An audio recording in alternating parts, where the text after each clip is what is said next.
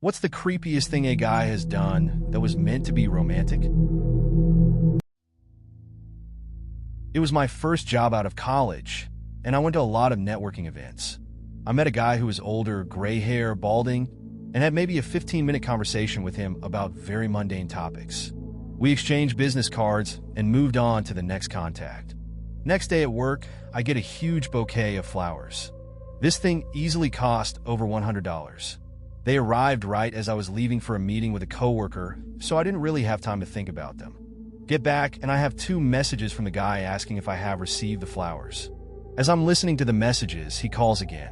I share an office with my 30-something male boss, so personal phone calls are already awkward. The flower sender is asking if I got the flowers, what did I think, and telling all these other things he thought about sending, but he wasn't sure what I liked. When he finally stops talking, I thank him and tell him the flowers were a little much, which causes him to tell me that it meant nothing. He was just trying to be friendly. When I got off the phone, my boss, who could only hear my side of the conversation, said, "I hope that guy doesn't know where you live." That's an interesting situation. Getting flowers from someone you barely know can feel awkward, especially if it seems over the top. Your boss's comment adds to the discomfort, hinting at possible concerns. It's a reminder to be careful with personal interactions in a professional setting. Hope it doesn't escalate into something more complicated. Just keep things light and set clear boundaries if needed. When I was like 16, a 25-year-old tried to get with me. We knew each other through barbershop quartet programs, and since it is a small group of people, most of them add each other on Facebook and talk often. Well, this guy added me and immediately began to flirt with me. He'd always call me cutie or tell me how sexy I looked in pictures, followed by winking and laughing. I had a boyfriend at the time, so I tried to respond by talking about my boyfriend rather than making a scene, since I was still involved in the barbershop community. Anyway, one day he decided to tell me how my boyfriend didn't seem worthy of me, then followed it up with the fact that he masturbated to pictures of me. When I didn't respond, he said, "We all do it. I'm just a little lonely." I blocked him after that. That sounds really uncomfortable. It's not cool when someone crosses boundaries like that, especially when you were just trying to keep things friendly. Blocking him was a smart move. No one should have to deal with that kind of behavior, especially in a community setting. At least you handled it well and didn't let it escalate. Gave me stolen underwear and cheap jewelry a couple of hours after we met. This guy also asked me when he could put a baby in me and confessed his love for me. One of the weirdest nights of my life. Edit. I thought I'd add a few more details for those who are interested. They may sound unbelievable, but I promise you on my mother's life that all of this is true. He told me he was 23 when we met, and by the time I got away, he was 33. Keep in mind that I was 17 at the time. He told me to climb in the window of his house when I arrived. He was right there, and I was already weirded out. Plus, I have some issues, so I agreed with much trepidation. His best friend, who was also one of his housemates at the time, now lives right down the road from me and is visited by creep number 1 regularly. After I got away, I texted him and told him never to talk to me again. He then demanded all his gifts back, or he would call the cops and tell them you sold my stuff. I said okay. If he gave me a place to drop them off, I would have my parents do it. He refused this and insisted that I meet him. It didn't happen. He continued to message me and leave me voice messages until I got a new phone 6 months later. There are more where those came from if anyone wants to hear more about it. Smiley face. That's a pretty unsettling encounter. Getting gifts like that right away is a major red flag. The age difference and him asking about having a baby are definitely concerning. Climbing in through a window adds to the weirdness, and it's strange he kept trying to contact you afterwards. Sounds like you've been through a lot. If there's more to share, it's up to you. When I started seeing my now husband, I had a friend who was very upset he hadn't asked me out first. He kept asking me to go out with him instead, that he'd make a much better partner. I should have shut it down harder, but I was 18, and the more insistent he got, the more scared I was. I was worried I was blowing it out of proportion. He kept coming into my work to talk when he knew I couldn't leave or be rude to him as a customer. It escalated until he texted me in the middle of the night to tell me he'd slit his wrists because I wouldn't go out with him and was smearing it all over the walls. Why was I hurting him so much? Couldn't I see he was the one for me? To To him, it was a grand declaration of love. I was terrified. I stopped replying at all after that. I thought he would come after me. I had to get my managers and security involved to stop him coming in to see me, and a few months later, he moved away and got another girl pregnant. I should have gone to the police, but it honestly didn't occur to me at the time. I thought they'd just dismiss it as no big deal. That sounds really intense. It's confusing when someone doesn't take no for an answer, especially when you're young. His behavior crossed a line, and it's understandable you were scared. It's good that you involved your managers and got away from the situation. Sometimes it takes a while to realize how serious things are. It's a tough lesson, but you're in a better place now. He proposed to me on the first date, had a ring and everything. The restaurant was chock full of people to be all a young love. Pictures were taken. Obviously, I said no. I didn't even know this guy's middle name, and he was so nervous just talking to me, I was halfway assuming he was on some kind of weird twitchy drug. A few years later, he sent me a text. He mentioned a girlfriend, which lulled me into a sense of security. Plus, I'm a pretty polite idiot, so I responded, pointedly mentioned my boyfriend just in case. Anyway, he said we should grab coffee while he was in town visiting family, and I agreed. Polite idiot? He proposed again. It was a different ring. Part of me wonders if he just picks a girl once a week and gives it a shot. I still don't know his middle name. This is pretty wild.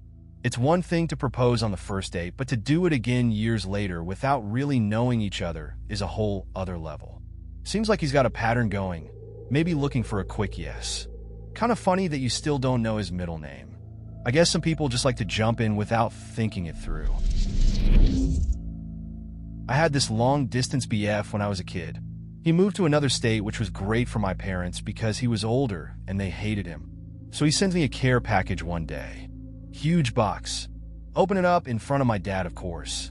There's a shared journal where we write back and forth, some things from his childhood, like Dollar Tree rubber toy animals and stuff, and a Hot Topic bag. Oh, cool, a t-shirt. Nope. It was a pair of used boxers. On this occasion, I will admit that possibly my mother was right, and he was a bit of an idiot. It was a care package, not a car package. Beep beep. That's an interesting story. Guess care packages can be a bit hit or miss. The journal and toys are fine, but used boxers? That's definitely a weird gift choice. Your parents probably had a point about him. It's funny in hindsight, though. Kids make strange choices when it comes to relationships. The edit adds a nice touch, too.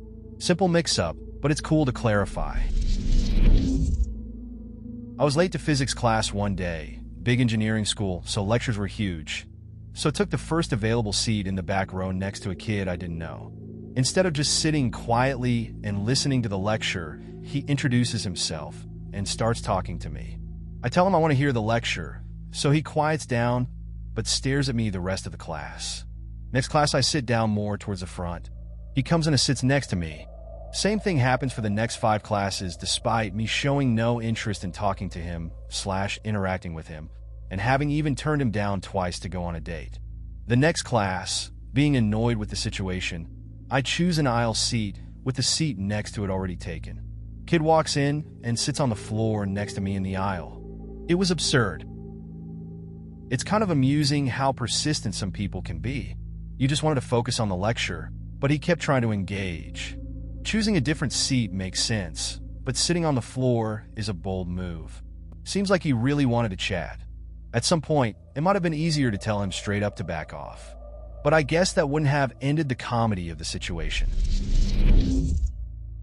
I got a few. When one summer in high school, I started dating an older guy. I was 15, he was 20. He went to college in California. One night after he had gone back to school, he called me and told me he had just had a threesome with a girl and another guy, and even though we weren't sleeping together, he felt it was important for me to know so that we could be closer when he came back for break. 2. My first big girl apartment after I graduated college, and the first time I had ever lived alone. I met a guy about the same time I was moving in. After 2 dates, he set up his coffee maker in my kitchen and told me it was because he just knew he'd be moving in soon and wanted to be able to enjoy fresh coffee with me every morning. I don't like coffee, and we hadn't even slept together. 3. My ex-boyfriend put on a video and told me it was to liven things up and get us in the mood. I'm not against porn, but I am when it's a home movie he made with his ex-girlfriend. He really thought it would turn me on to see him getting it on with his ex. Seems like you've had some interesting experiences. The first situation with the older guy sounds a bit intense for high school. Then there's the guy moving into your space so soon without a real relationship. The last one is just a really bad idea. Overall, it shows how some people have a different understanding of boundaries. It's important to communicate what's comfortable for you. I've been flirting with this guy on Facebook for a few weeks after meeting a party. At some unrelated point during this time, I created an event where a few of my friends were invited to dinner. Some things came up, and we decided via text to change the location a few hours prior. However, since he'd been stalking the old details, halfway through entrees at this new place, one of my friends gets a call from him, saying he's at the restaurant and looking for us. I wasn't into him very much after that. Edit. To clarify, he wasn't invited, and it was an event I'd clearly made for friends in my degree. The privacy settings weren't public, but friends only. Let me assure you that everything I make is private now. It's a bit weird that he showed up uninvited. Sounds like he wasn't really reading the signals right. Changing the plans last minute probably didn't help either. I get why you wouldn't want to pursue anything after that. It's good that you made your events more private now. Those kinds of situations can be uncomfortable, especially when someone is a bit too eager. Just keep your circles to who you really want around. Said he wanted to buy me a necklace with his name on it, so other guys would know I was his and not talk to me. Apparently, it's romantic to treat women like property. The guy threw off all kinds of domestic violence warning signs, and I noped out of there fast. Edit. Because people keep bringing it up, yes, this is sort of the same concept as wedding rings. However, this was only our second or third date, and a wedding ring would have been just as weird. Also, the whole not being allowed to talk to other men thing was really stressed. No associating with male friends, and even family members were suspicious to him. Very possessive and not normal behavior. It sounds like you made the right call. That kind of behavior is definitely a red flag. Wanting to control who you talk to is not okay, especially early on. The necklace idea just shows a lack of respect for your independence. It's good you recognized those signs and left before it escalated. Healthy relationships should be built on trust, not possession. This isn't creepy, but it was very uncomfortable. So I was seeing this guy years ago, and one night we were in bed. We never actually fucked, although I'd been trying to get in his pants for weeks, but he'd never go all the way with me. He'd just sleep over in my bed. Anyway, we were spooning one night, and he starts singing to me with the most awkward sincerity. "You're so beautiful. I love you. Yeah, I love you. Ooh. So beautiful." That's about all I can remember. I buried my head into a pillow and froze, trying not to laugh and pretending I was asleep. It was a really weird moment. I never tried to fuck him after that, but it was kind of endearing in a weird way. That's definitely an awkward situation. It's strange when someone tries to be sincere and it just comes off as uncomfortable. The fact that you tried to laugh it off while he was singing just adds to the weirdness. Guess it put you off getting closer with him after that. Sometimes people can be interesting in unexpected ways. I'm a cocktail waitress, and for a few months we had this really weird, creepy bar back. He was just really socially awkward, and I would have been friendly to him, but he took any display of kindness as an opening to hit on me. I asked one of the other waitresses to make sure he knew I was married with a child, and when she told him, he said he knew. On his birthday, he was all kinds of giddy. Brought in a disposable camera, this was like 2014, mind you, and just wanted to take pictures with people all night. I took a super awkward photo with him to be polite. Totally forgot about it. Anyway, cut to like 2 weeks later, and he gifts me with a DVD. Just a random movie he liked. I think it was filmed in the city or something, I don't know. He told me to open the case, and boom, there was the awkward pic of the two of us sitting inside. It was so fucking weird. He kept trying to friend me on Facebook too. His profile pic and cover photo were both creeptastic pics of him in a wife beater in the courtyard of the club where we work making muscle man poses. He wasn't really that muscly. Oh, and he also gave a picture to one of the bartenders. Hers was hidden in a box of chocolates, and he used to coo a baby version of her name, as his own personal nickname for her. I avoided him like the plague and tipped him the minimum no matter how much I made. He eventually got fired for being such a creepy fucker. That sounds really uncomfortable. It's not cool when someone doesn't get the hints. Getting a random DVD with a pic like that is just strange. Plus, trying to friend you on social media with those kinds of pictures? Definitely crossing a line. Good call on avoiding him. It's always best to keep your distance from people who don't respect boundaries, so glad it worked out in the end. I work at a liquor store. There are a few odd ways that I've been asked out at work, but this is by far the weirdest. There was this customer that came in fairly often, and the way he looked at me always made me uncomfortable. One day I was at the register, and he asked me to go on a date. I lied and said I had a boyfriend. His response was, "That doesn't matter," but I still told him no thank you. After he left, I felt sick, like I wanted to vomit, cry, and laugh at the same time. The next time he came in, my two co-workers were in the back room. He was trying to be overly friendly at the counter, and I was responding politely. All of a sudden, he points at me and says loudly, "I will pay your mom $50,000 to marry you." I was stunned.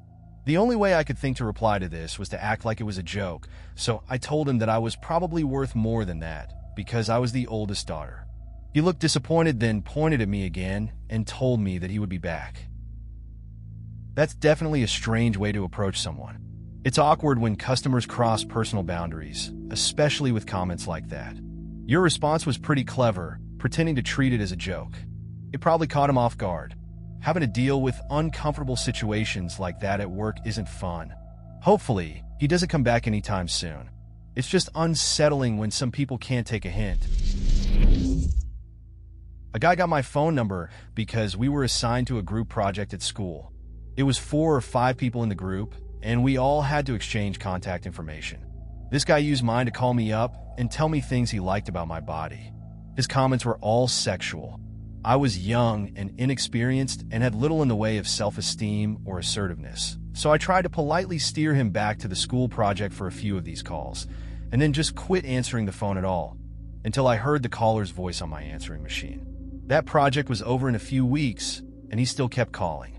I think he finally lost interest because I never answered or returned his calls. That's a pretty uncomfortable situation. It's tough when someone crosses boundaries like that, especially when you're not sure how to react. It's good you eventually stopped engaging with him.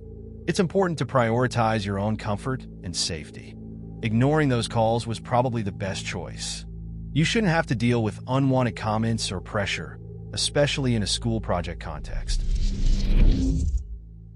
I was at a university poster day where we all present our research to faculty as well as any students who are walking by, and interested. I am a brown girl. This brown guy, who was also a student at our university, saw me standing by my poster and was interested in my research, so I start explaining. I notice he has extremely poor social and communication skills. He also isn't paying much attention to my research. Then he notices my last name on the poster and starts asking me what my ethnic background is and the specific city my family comes from, etc. I'm trying to get out of this conversation as nicely as possible, but every time I leave and come back, he makes his way back to my poster to talk to me again. Then comes the most bizarre thing I've ever experienced. He starts singing to me traditional Hindu prayers. I have no idea why he thought I wanted him to do that or how the conversation led there, but at this point I was completely dumbfounded, embarrassed and annoyed that a day made to celebrate an academic achievement was allowing some guy to hit on me in the absolutely weirdest way possible. Within 15 minutes of him leaving the poster day, he sent me a friend request on Facebook. Obviously, he had memorized my name and looked me up. I was mortified. My friends had all noticed the insanity and felt bad for me. That sounds pretty awkward. It's strange how some people miss the cues when you're not interested in chatting. The singing part is something else, like he thought that would impress you or something. It's understandable to feel mortified, especially in a situation meant for academics. At least your friends were there to support you. It's just one of those moments that you'll probably remember for a while. I've been on a date with a friend of a friend. Seemed nice enough, but after the one date, he started getting heavy. Talked about how he'd never known love until now, what our kids would be like, where we should get married, etc. I was a little creeped out, but it was harmless and I didn't want to devastate the guy. So I tried to let him know gently that while he seemed really nice, I didn't feel the same way. He lived an hour away by train, and one evening he texted me saying he wouldn't accept that I didn't think we should see each other again. "I'm getting on a train now. I'll convince you." At this point I shuddered. Texted him back that I didn't think that was a good idea, and besides I wasn't home. Not true, but fuck it. He kept insisting until I told him plainly that no, I didn't want to see him, and no, I didn't want to be his girlfriend. His reply? "That's not up to you." I called a friend and told her I was coming over right now. May have dodged a bullet there. Sounds like that date took a weird turn. It's important to set boundaries, and it's good you did. His insistence was a red flag. You handled it well by reaching out for support. Sometimes it's just about getting out of a situation that doesn't sit right. Looks like you made the right choice in leaving things there. Better safe than sorry, I guess.